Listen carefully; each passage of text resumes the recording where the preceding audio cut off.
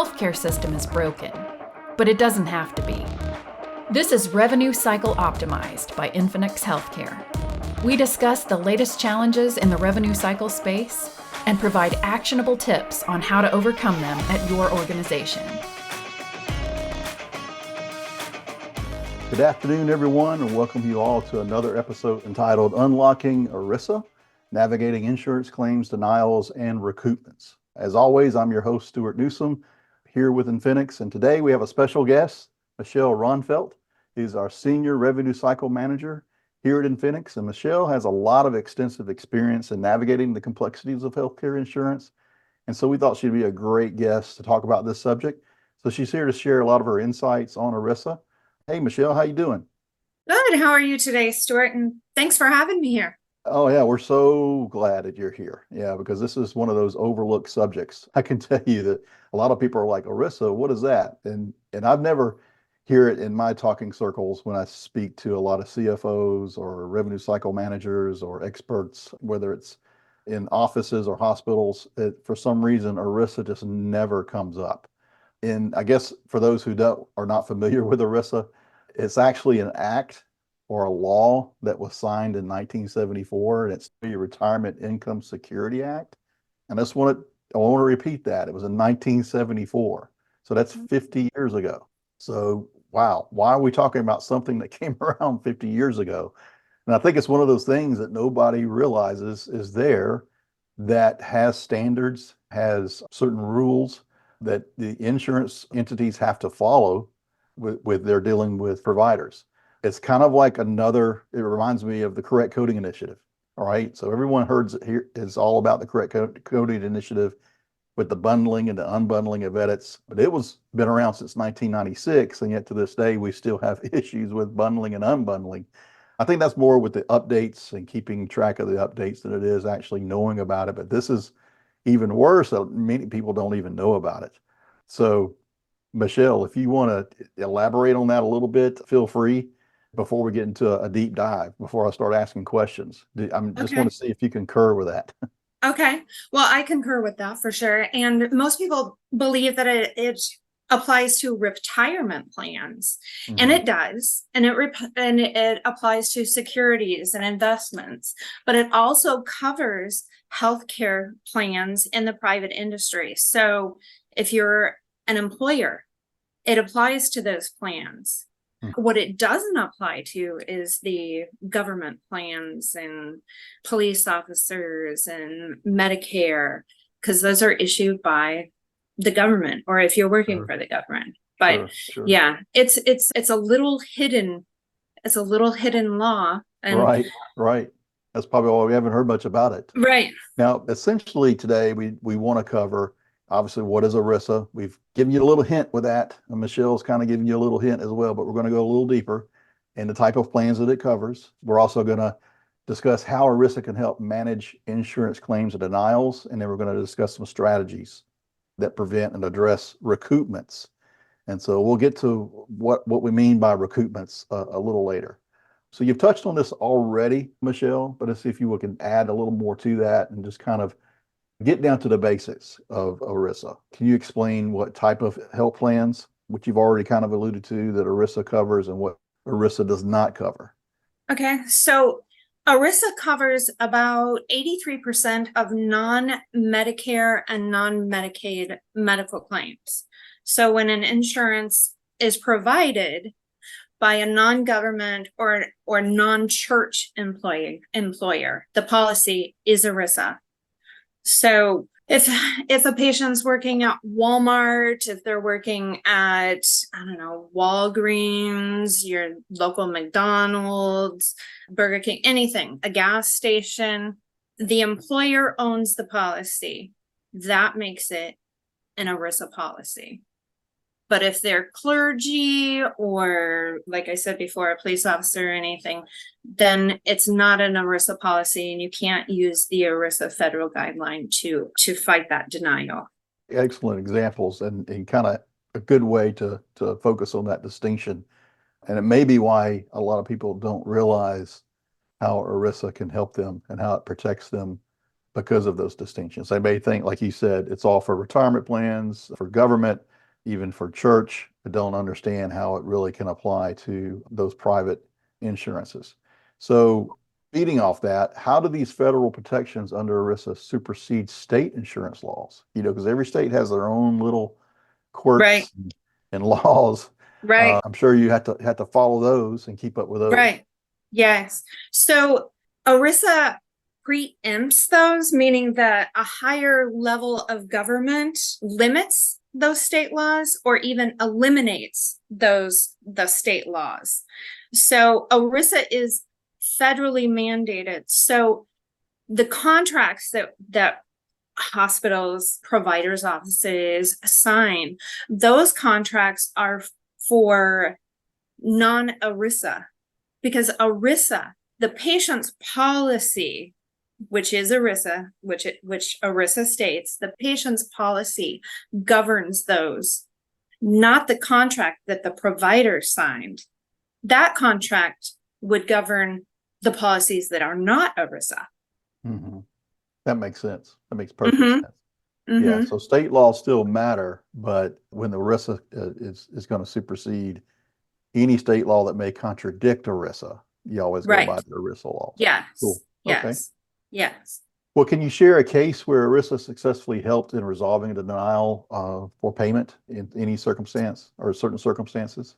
I can, and let me find it here. So there was a case, Sammons versus Regent Blue Cross Blue Shield of Oregon, where Blue Cross denied payment for an artificial disc replacement surgery, which is, I've seen that several times. So I'm sure there's several people resonating with this. Right. But this would fall under the ERISA investigational exclusion. And the judge ruled in favor of the plaintiff. And this is based off the patient policy per ERISA. They did not have an exclusion in that patient policy calling this investigational. So it was denied incorrectly. Mm-hmm. And insurance had to pay for the patient's surgery.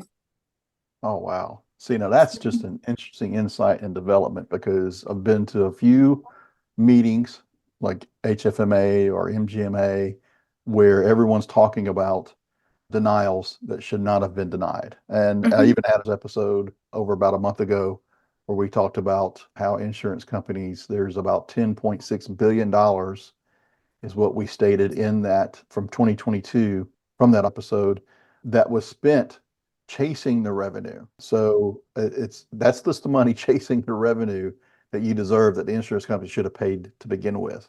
And ERISA can help with this. Right. So just kind of moving on to recoupments. So I want to kind of set the stage for you here, Michelle, because recoupments is all about they can come back, perform an audit, and request that money back. They're actually using, or payers are actually using AI for this. Before it was, sending an they kind of looked at who was some outliers. If you were an outlier, then they're going to come in and do an audit sometimes. And we all know how audits go. They'll come in to look for one thing and not find it. But while they're looking, they find another thing, right? Right. And so then they'll jump on that. And those audits were typically just either random. And the old adage is it's not a matter of when or if, but when you'll be audited. So eventually to get around to everyone. But now they're using AI to target audits, and that's a little scary. And we've already talked about in previous episodes as well about how we can utilize AI, how it's important for providers and facilities and hospitals to utilize AI because the payers are using AI, and they're using AI to figure out what trends are out there and who to go back and audit. And so it's becoming a little easier for them through automation, through these audit processes, to just the term recoup revenue that they felt they should not have paid. Mm-hmm. So dialing that up for you there, what strategies can providers use to prevent illegal recoupments? And the key word there is illegal recoupments from insurance companies under ERISA. So I think you're going to elaborate on what it means to be illegal. Right. Illegal because it is the patient's policy. That's one thing. It is the patient's claim. It's the patients. We take, as a hospital or provider, we take a lot of ownership over these claims and chasing the money. With the ERISA, it is not our claim to chase because it is the patient's policy. So the patient's policy takes precedence. We get the assignment of benefits, but that's for payment. So when the patient signs that, we're given payment, but that doesn't mean that we own their policy. The patient still owns their policy. We file the claim as a courtesy to the patient, and they still own that. And then because of the assignment of benefits, insurance pays us. And so under that, the patient's policy, you have to ask yourself, how can insurance recoup money that was paid to the patient? Because it's actually the patient's money that they're paying. And they're coming in and saying, oh no, we're going to take Mr. Jones's money back for Mr. Smith's care. That's illegal. Right. That's illegal. So if they don't want to pay Mr. Smith's claim, they can't take it from Mr. Jones's. They have to take it from Mr. Smith. And actually they have to go back to the patient because it's the patient paying. It's the patient's policy that pays it. Right. And then, and speaking to the strategies that providers can use to prevent that activity, right? Right. So what can you speak to maybe just high level, what are some strategies that providers can do on behalf of the patient? As you said, they're submitting that claim on behalf of the patient, collecting on behalf of that patient. But when this happens, how can they combat that? Well, insurance knows that many providers don't know. And if they do know, they're not taking action on their rights through ERISA.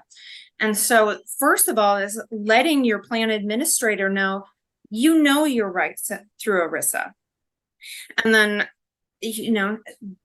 writing a letter, a phone call saying, I know these are my rights through ERISA. These are the court cases that have happened through ERISA. These are the claims that I have that I'm concerned about that fall under the ERISA federal law. Right. Awesome. And then how can healthcare providers leverage ERISA, taking advantage of this law to address and resolve those recoupment issues? So, basically they come in and say, okay, we want to recoup this revenue, but, how do they address that and resolve it? A little different than the strategy. Really, they can, it's kind of the same, kind of the same thing to say it's kind of the same thing, just going in with your plan administrator. And I know I've heard other revenue cycle management companies going in and talking to the CEO or CFO of the insurance company and saying, hey, why y'all doing this? Because ERISA doesn't allow this, and letting them know that we are going to do appeals on these. There are federal cases on these. What's in that experience though? How do insurance companies typically respond? Because maybe they're betting on the fact that no one's aware of these laws, no one's aware of these standards and rules. Many times you'll see that recoupment will just go on through. We all know about timely filing. Well, I know there's probably certain limits that they can go back and receive recoupments. Can you speak a little bit to, I guess, the awareness, the importance of the awareness that providers need to have? And maybe this kind of goes into maybe another question I'm going to ask too, is what are some common misconceptions about ERISA that healthcare providers should be aware of? So yeah, that's kind of a twofold question that I'm throwing at you. Okay. So I'm going to address the timely filing first because it is the patient's plan. If the patient's plan says that they have a year to submit a claim, then the 90 days, what we're all familiar with, is null and void because the patient's policy says they have a year. So you have a year for timely filing, not what the insurance carrier is trying to impose on the hospital or the physician. And really it's all about letting them know that your rights, giving them examples of court cases. And I have actually done this and used this. So, and had some of them, a lot of them overturned. So a lot of it is letting them know the cases that apply to whatever you are trying to overturn. So if it's recoupments, using this case, Salmons versus Regent Blue Cross Blue Shield of Oregon. And there's many more out there.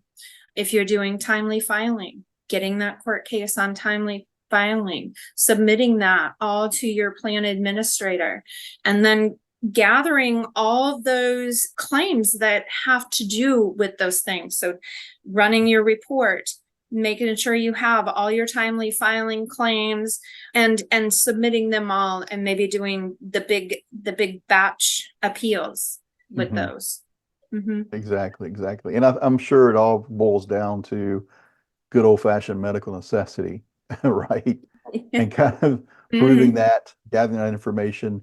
I would imagine, and maybe you could speak to this as well, but I would imagine, yeah, you can overturn this, you can fight this and win, but still the time, the effort, and the energy that it's now cost your staff, you can never get that back. To me, that's the aggravating part, is because I know that insurance companies, we all know that about 15% of claims they're just going to deny because they can, because they want to. No really valid reason. They throw a CARC in there or a RARC in there, and they're playing the numbers. They know the physicians' offices are having a hard time keeping up. So when they send this recoupment letter, then it's like, oh, they must be right. I got news for you. The insurance company is not always right. Right.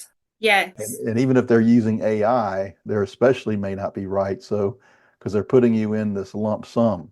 So I don't know if you have any insights on the comments I just made, but to me, that's the aggravating part, is you may come out victorious, but you got some injuries and bruises because of it. Right. Yes, it does take a lot of time and a lot of follow-up. But once you do that and insurance sees that you're serious about this, that this is something you're going to keep following through with, then it seems to get a little bit easier on your practice, and you get a flow with the different insurance carriers and your plan administrators. They know who you are and that you're going to come back and appeal these things. And so they're watching your claims more closely, if you will. I did hear something today that the AI is causing all kinds of denials. I think UHC sent back, I forget exactly, but I do remember that the reviewer only reviewed them for like 1.2 seconds. Yes. Yeah. You can play the numbers. That was, yeah. And I also know that there were some instances where, speaking of the denial side and why this is so important, you kind of hold them to the same standard, and they hold providers to the same standard. Well, we need to hold them to the same standards. And this rule and this law helps us to do that. I know even with the appeals and the denials, you kind of turn the tables on them. And it does, to your point, you're now setting a precedent by taking the fight to them, and that they'll take notice. They're like, okay, pretty soon they're not going to want to waste any time with the ones that are the squeaky wheels. So right. And just hopefully bypass them. But I know even when AI wasn't around and you had some medical reviews going on, and you had, they have physician clinical reviewers looking at these. And I do recall reading some article about a year ago that there was incentives being paid to these reviewers to deny a certain percentage of claims, which to me sounds criminal. There's nothing that can be done about that, because that's just their policy, right? They can make up their own policy. But again, I think ERISA is there's just some strong information there and standards that everyone should pay attention to. Right. Yes. And it would stop a lot of that and put more money in the provider or the hospital's pocket, that insurance couldn't come back and recoup 2, 3, 4, 5 years later. Correct. Correct. Because that's illegal. Yeah, it is. And that's happening, especially with like E&M coding. The E&M coding, we all know Medicare does this, but the other private insurances will do it as well, but they'll look at their utilization and see what overpayments have been done. Again, they're starting to use AI for this and going back and, I've heard where, okay, well, I'm going to retire, so it won't affect me. Well, yeah, you'll still have to pay that back if they feel deemed that there's a certain percentage of income that should not have been paid. And that's just E&M only. There's other situations where they're coming back and recouping that. So it's a big topic. I think as of today, we've a little flavor of that. We do encourage you to go out and investigate it some more. I do want to turn it over and give some time for Q&A. We do have at least one question that for the Q&A session portion. And how can we access and utilize patient policies to ensure compliance with ERISA regulations?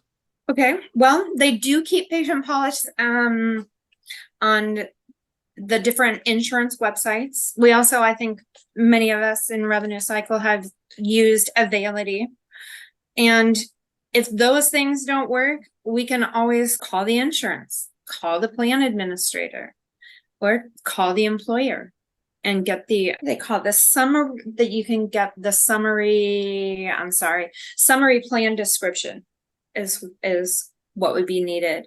And that can come from those three places. So it does take a little investigational work to find that, but in the end, it's worth it. And if insurance knows that you're serious about pursuing this, they'll take it serious. Gotcha. Exactly. And I totally agree. I mean, and you can actually look at information. There's information, you could just Google ERISA and get information out there regarding that. Just that awareness is something that needs to be complete here. There's all the regulations and rules that you need to go down through and understand how you can hold these insurance companies accountable. That's the whole gist of it. And basically the whole point of making sure that you understand ERISA. Now it's hard for us to squeeze all this within 30 minutes, so to speak. We could definitely have some follow-up regarding this specifically. You could probably spend hours going over certain scenarios and certain strategies to go over that. But essentially, it's just really we're just trying to build an awareness that ERISA is out there, what it has covered. I think Michelle's articulated what entities it's covered, what strategies you can evoke, as well as how you can actually prevent those recoupments from happening by really sticking up for yourselves under and leveraging the ERISA regulations. What do you think about that, Michelle? Yes, I think that is totally correct. If you do all your follow-up and your due diligence, just like every day with claims denials, I think this is going to be a more favorable outcome with payments coming in the door. Because I know we follow up on claims every day, write appeal letters every day, call insurance every day, and we hear that famous word, no, right? Right. No, Right. It's not happening.